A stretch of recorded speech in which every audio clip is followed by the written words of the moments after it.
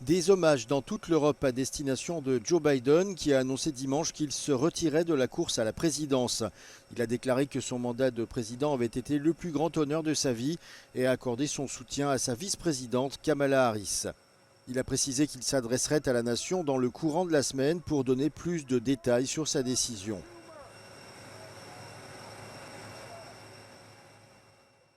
Côté réaction, le président ukrainien a remercié Joe Biden pour son soutien indéfectible au cours des 2 années qui ont suivi l'invasion russe. Nous serons toujours reconnaissants au président Biden pour son leadership, a-t-il déclaré, ajoutant qu'il respectait la décision difficile mais forte prise aujourd'hui. En Pologne, le Premier ministre Donald Tusk a félicité Joe Biden pour ses décisions difficiles qui, selon lui, ont rendu la Pologne, l'Amérique et le monde plus sûrs. Il a également déclaré que la décision de se retirer de la course à la présidence était probablement la plus difficile que Joe Biden ait eu à prendre. Le tout nouveau Premier ministre britannique Keir Starmer a déclaré qu'il respectait la décision du président Biden et espérait travailler ensemble jusqu'à la fin de sa présidence. Keir Starmer a ajouté être certain que Joe Biden a pris sa décision en fonction de ce qu'il pense être le mieux pour le peuple américain. En Allemagne, le chancelier Olaf Scholz a qualifié Joe Biden d'ami, ajoutant « Grâce à lui, la coopération transatlantique est étroite, l'OTAN est forte et les États-Unis sont pour nous un partenaire bon et fiable ».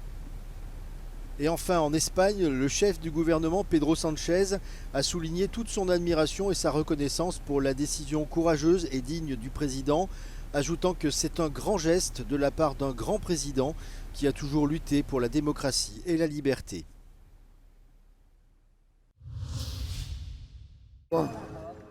Sur ce prospectus écrit en arabe, un appel à évacuer de l'armée israélienne. Tsahal demande à une partie de ses habitants de Khan Younes de quitter cette ville du sud de la bande de Gaza avant une opération militaire contre des organisations terroristes. Sauf que la plupart de ces personnes ont déjà été déplacées à plusieurs reprises et ne savent plus où aller. C'est le cas de cet homme qui, avec sa femme et sa fille, n'en peuvent plus de tous ces déplacements.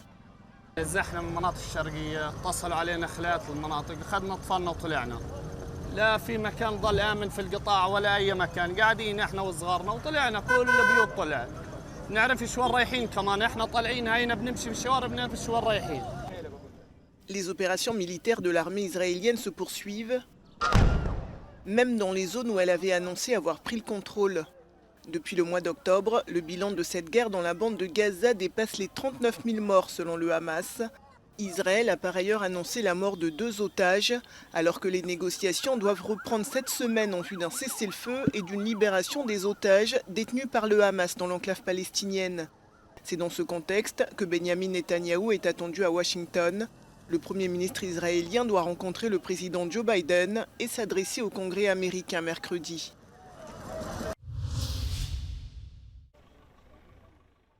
Un homme a ouvert le feu et tué au moins 6 personnes dans une maison de retraite en Croatie. Parmi les victimes, la mère du tireur présumé. Au moins 6 autres personnes ont été blessées. Le suspect a d'abord fui les lieux avant d'être interpellé par la police dans un café proche de l'établissement. Une infirmière raconte. Slagala lijekove I čuvara fala. I to je to. I onda? Smo bježali. Kako ste se spasili? Ispod kreveta I tu je šef pobjegao kroz prozor. Ana je samo vikala da bježite djeca. I kroz prozor I kod Antonija smo u knjižaru. I to je to. Les quelques 8000 habitants de Daruvar, ville thermale de la municipalité de Slavonia dans le centre du pays, sont sous le choc. Selon les médias locaux, l'homme arrêté est un ancien gendarme de 51 ans qui a participé à la guerre de Croatie dans les années 90. Voici le 3e été au cours duquel des orphelins ukrainiens sont invités à participer à des camps d'activité en Lettonie. Malgré les 40 degrés, ils sont heureux de jouer dans et autour des eaux de la rivière Daugava. И дети не исключение. Многие из них потеряли своих отцов. Многие из них отцы считаются пропавшими без вести, находятся в плену. Les enfants qui séjournent dans ces camps apprécient les choses les plus simples, comme passer des nuits sans sirène menaçante. В Латвии очень классно, можно отдохнуть, Можна отдохнуть от тревог, от взрывов всяких. Чесно, дуже подобається погода. Якщо от брати Україну, і яка там спека, то тут прям взагалі дуже подобається. Dans ces camps lettons, tous les enfants et adolescents sont des enfants de soldats. La plupart d'entre eux ont perdu leur père au cours des 2 dernières années et demie de guerre. Šie bērni var būt nedaudz klusāki, kāds varbūt joprojām emocionālais pārdzīvojums, bet mēs viņiem dodam to priekšu, to redzams. Tur nav jābūt psihologam, lai redzētu, ka tie bērni, kā viņi šeit atraisās, jo bērns tam mirklim dzīvo, viņi varbūt pirms gada tētis ir ticis nošauts, bet viņš šim mirklim dzīvo, mēs to prieku radam, un tas tā ir fantastiska sajūta, ka tu redzi, ka viņš kaut uz mirkli aizmirst tās šausmas traģēdija, kas viņam ģimenē mājās ir. Cet été, une vingtaine de camps accueillent plus de 400 enfants ukrainiens dans toute la Lettonie. Ici, c'est l'une des plages de Barcelone, bondée de touristes. Certains habitants critiquent le surtourisme en Espagne, mais est-on vraiment prêt à renoncer aux rentrées économiques qu'il représente? En 2023, la provincia de Barcelona, con 5,5 millones de habitantes, recibió nada menos que 26 millones de turistas. El impacto económico directo fue de 12.750 millones de euros. La economía catalana se sustenta en gran parte en estas cifras. Les retombées de la manifestation contre le surtourisme et l'annonce du maire de Barcelone de supprimer les 10 000 appartements alloués au tourisme d'ici 2028 font frémir les professionnels du secteur. Claramente un problema que no negamos, que es un problema habitacional. El precio del alquiler ha subido muchísimo en los últimos 10 años y yo creo que la administración intenta tapar sus vergüenzas a través de los pisos que ya existen para otros usos. Pero esto ni va a arreglar el problema ni es la solución. Selon une organisation de loueurs d'appartements touristiques de Barcelone, ces appartements réservés ne représentent que 0,77% des logements de la ville. Ils affirment encore que ce nouvel encadrement pourrait entraîner la disparition de 40% du tourisme. Sí, tendría repercusión, pero no solo en hostelería, que tendrá repercusión en todos los lados, en todos los servicios.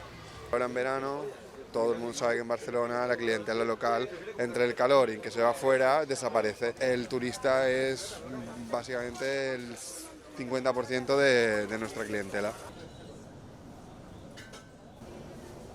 On peut comprendre que les gens en ont un peu marre du tourisme, mais bon, d'un côté, ça fait quand même vivre la ville aussi, donc ils en ont besoin du tourisme. Je crois que justement, si ça s'arrête, c'est que les commerçants vont faire plus dur. Et je crois que oui, c'est justement comme ça qu'ils vont perdre pas mal de choses. À noter qu'aucun des touristes que nous avons interrogés n'a déclaré avoir senti de l'hostilité dans les rues de Barcelone.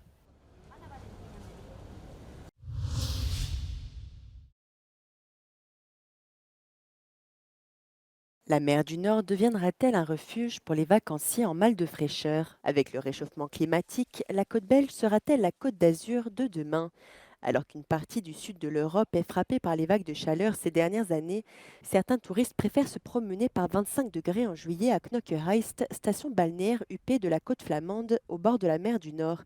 Ce phénomène a un nom, les coolcations, des destinations de vacances choisies pour leur climat plus frais afin de s'offrir un répit dans la chaleur estivale. Wij hebben daar verschillende tools voor en wij merken uiteraard dat de buitenlandse toeristen meer en meer naar onze kust komen. Zeker in de zomermaanden, omdat in het zuiden, Spanje, Italië, Portugal, Marokko, noem maar op, veel te warm is. Hier hebben wij altijd de frisse, tussen haakjes, zalige zeelucht, zoals een dag van vandaag. Les vacanciers croisés sur la jetée viennent de Belgique ou des pays limitrophes. Ja, soms denken we er wel over na als je denkt aan de klimaatsveranderingen en de vele klimaatgebeurtenissen in Griekenland en zo verder. Dat we niet altijd ver hoeven te gaan om toch ook een mooie vakantie te hebben. But I honestly believe our coast has a lot to offer because it's close, like here in Knokke, it's very close to a village. You have the shopping street where you can do some shopping. You can visit some art galleries. Pas question pour autant de tourner le dos au soleil méditerranéen. Certains adapteront leurs habitudes, décaler leurs vacances en mai ou en septembre dans le sud et privilégier une destination plus fraîche comme Knokke en juillet et août. Hier is het wat minder weer, dus men neemt vlug een ticket naar het zuiden, omdat het daar iets beter is dan hier. De vrees is natuurlijk dat het daar soms dan te warm kan zijn, wat ook al gebeurd is. Le phénomène des coolcations pourrait toutefois s'accentuer dans les prochaines décennies. Dans une trajectoire à plus 3 degrés, d'ici la fin du siècle, la chaleur sera intenable l'été sur le pourtour méditerranéen, alors que les températures resteront agréables en Belgique, soutient Xavier Fedweiss, climatologue à l'Université de Liège. Au niveau belge, à l'Algérie des terres, on sera avec le climat du Gers et Liège. Typiquement, à la fin du siècle, on aurait le climat de Toulouse. Donc c'est un climat tout à fait agréable, méditerranéen. Mais l'eau de mer de la Manche, elle mettra beaucoup plus de temps à se réchauffer. Donc on n'aura pas de l'eau comme on a en Méditerranée à 27-28 degrés. Située plus au nord, la Belgique jouit toutefois d'un ensoleillement plus faible que la Méditerranée, ce qui pourrait faire de l'ombre à ses ambitions touristiques.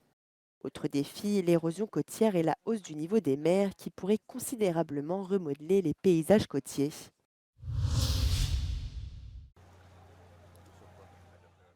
C'est un des événements sportifs les plus populaires en Hongrie, la traversée du Balaton, le plus grand lac du pays et d'Europe centrale. 5200 mètres à effectuer en nage libre dans des eaux avoisinant les 25 degrés cette année. Malgré la météo changeante et plusieurs reports, cette 42e édition a attiré plus de 11 000 personnes.